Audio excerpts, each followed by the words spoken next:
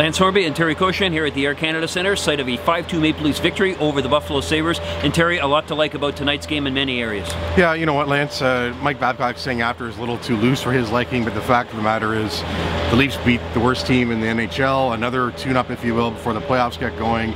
Austin Matthews scores a couple of power play goals to double his output man advantage this season, a couple of even strength goals from Willie Nylander, and you know, another good game from Curtis McElhinney in the Leafs net. So I think a lot of things to build on off this game with just the two games left in the regular season, and again, like we say, tying the franchise record now with 103 points. Well, you know what, if I'm looking at the playoffs, and the Leafs have 2 games remaining, as Terry said, a lot of good signs. They didn't have Travis Dermott in the lineup tonight, one of their top defensemen, and for the second game in a row, because he got hurt last game, they had to move the pairings around.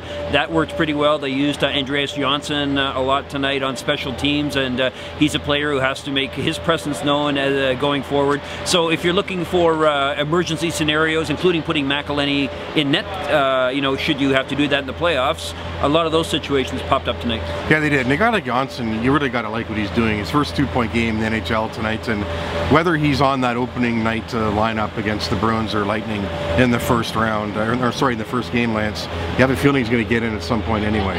This guy is fast, he's quick, he's durable, he doesn't mind getting his nose dirty, and as we saw tonight, he can produce. So he's adding a lot to the Leafs, and we'll have to see if that adds up to a playoff appearance for him. Well, 2 more games for the Maple Leafs. Thursday in New Jersey, Saturday wrapping up at home against the Montreal Canadiens. Frederik Andersen supposed to get the start in both those games, heading into the playoffs against either Tampa Bay or Boston. From the Air Canada Centre, Lance Hornby and Terry Cochin for Post Media.